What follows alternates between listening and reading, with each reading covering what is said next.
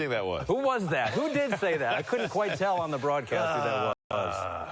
It was, what a moment. It's an iconic call. Yeah, thank you. It was a great call. We're going to talk about that later. Jamal Cain, of course, against the Detroit Pistons. We'll get into that. We'll take a look at what's happened here around the playoffs, but of course focus on our massive game number 5 tonight. It's been a great series so far. And Robbie, the Knicks took control of it in game number 4. The main reason was what in your mind? Well, first of all, I think it's funny just how quickly things can change. You know, the sky is falling for New York, and then you go on the road. You win a decisive game 4, and just like that, you take back home court advantage. You come back to the Garden. I think it was because they were the more desperate team. They were the more aggressive team. And with Dyson Daniels' defense and the way that he's guarded Jalen Brunson, man, look at the way Karl-Anthony Towns approached this game, of being the aggressive player, of being willing to have the offense run through him. And they did so in a variety of ways. But he looked to score, he looked to drive, he looked to make plays for other, active on the offensive glass, knocked down a 3. I just thought Karl-Anthony Towns, his mindset was exactly what the Knicks needed, and they got it in a massive Game 4 triple-double. 20 points, 10 rebounds, 10 assists, Austin. I mean, you could argue New York might even been caught by surprise a little bit, just with the tempo, the defensive, ability of Atlanta. It's one thing to know Nikhil and some of these guys can defend, but game 2, they come in there, they steal that win. They go back, they win game 3. Everybody, like you said, the world was ending in New York, right? They figure out a way to get back to who they are. It just felt like that entire game 4 was played New York tempo. They were able to keep it at a half-court game, and then you nailed it on the head, Robbie. Karl, he needs to be the best player in this series. I know Jalen Brunson's the closer. I know that's the guy they're going to play through. I know he's the best player in the team. But in this series, Karl has the advantage. He needs to be the most dominant, and he did it in a variety of ways, not just rebounding and holding down the paint, but he did it scoring and also facilitating. The NBA Showtime crew just broke down Game 5 between the Hawks and the Knicks, and everyone is acting like New York has all the momentum. They are talking about Karl-Anthony Towns' triple-double. They are talking about Josh Hart setting the tone defensively. They are talking about the Knicks taking back home court advantage and coming back to the Garden. And I am sitting here thinking, did we watch the same series? Because what I saw was a Hawks team that has every reason to be confident. What I saw was a Hawks team that is younger, faster, and more desperate. And what I saw was a Hawks team that is fully capable of walking into Madison Square Garden and stealing Game 5. Let me break this down for you because nobody else will. The first 2 minutes of this video show the crew talking about how the Knicks took control of the series in Game 4. They say the Knicks were the more desperate team. They say Karl-Anthony Towns approached the game with the right mindset. They say he was aggressive, he looked to score, he looked to drive, he looked to make plays for others. And all of that is true. Towns had a triple-double.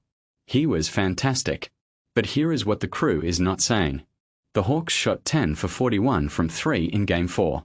10 for 41. That is 24%. From a team that shot 37% from 3 on the season. They got good looks. They just missed them. And when a team that can shoot misses open shots, that is not the Knicks' defense being elite. That is the Haw. KS having an off night. And off nights can be corrected. The analysts even said it. They said the Hawks got good looks from 3. They said Dyson Daniels has to find a way to be more aggressive. They said Jalen Johnson has to step up. And those are all things that can happen in Game 5. The Hawks know what went wrong. They know they missed shots. They know they turned the ball over. And they are going to adjust. Because that is what good teams do. The analysts also talked about the tempo. They said the Knicks were able to keep the game at a half-court pace. They said that heavily favors New York. And they are right. The Hawks want to play fast. They want to run. They want to get out in transition. And in Game 4, the Knicks took that away from them. But here is the thing. Game 5 is in New York. The crowd is going to be electric. The Knicks are going to feel confident. And sometimes, that confidence leads to complacency. The Hawks, on the other hand, are going to be desperate. They know that if they lose Game 5, they are down 3-2 and heading back to Atlanta for a must-win Game 6. They do not want that pressure. They want to win tonight and tie the series. And desperation is a powerful motivator. Let me talk about CJ McCollum because the analysts spent a lot of time on him. They said the Hawks have to find a way to ease the burden on McCollum. He is in his mid-30s. He cannot be dogged bringing the ball up 94 feet. He cannot be expected to initiate offense, handle pressure, and put up big numbers all at the same time. And that is a valid point. But here is the counter. McCollum has hit 2 game-winning shots in this series. He is a closer. He is a veteran. He knows what is at stake. And in Game 5, with the season on the line, he is going to rise to the occasion.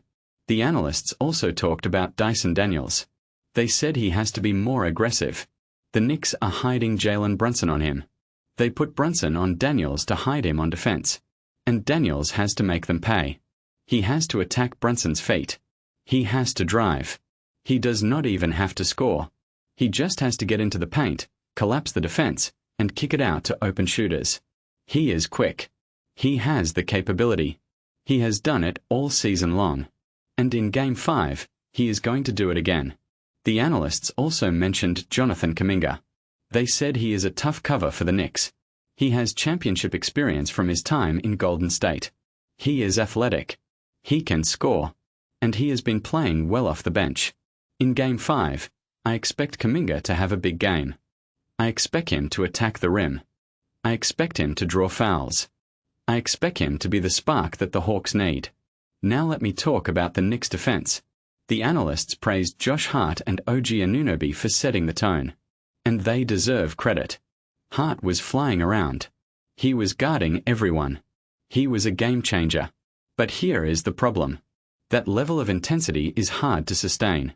The Knicks play Ed with incredible desperation in Game 4. They had to. They were down 2-1. They were on the road. Their season was on the line. And they responded. But now they are at home. They are up 3-2 if they win.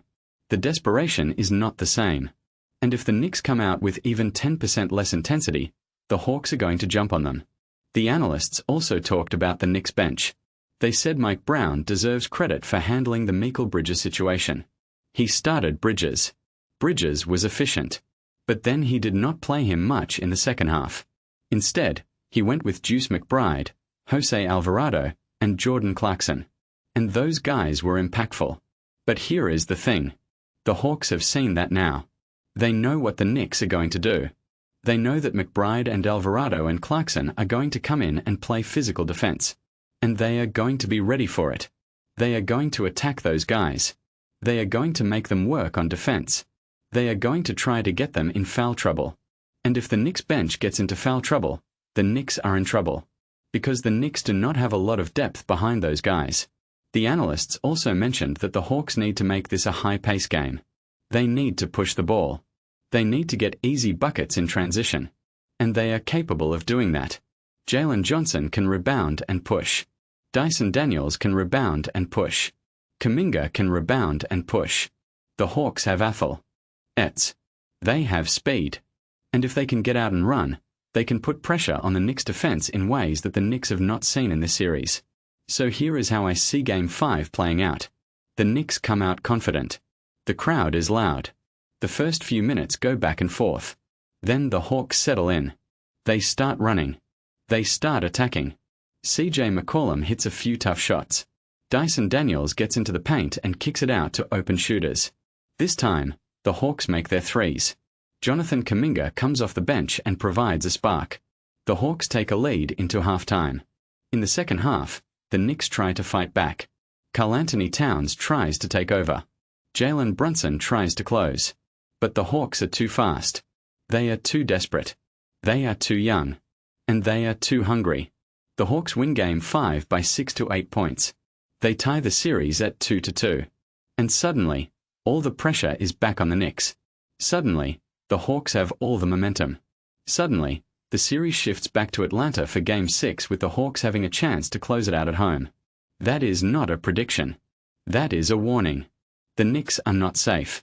The Knicks are not in control. The Knicks are one bad quarter away from being in serious trouble. And the Hawks are one good game away from stealing the series.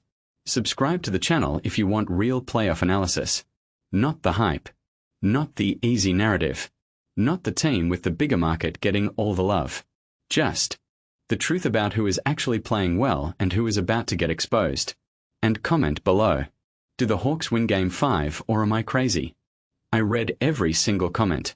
Now let me know your thoughts and get ready for tip-off.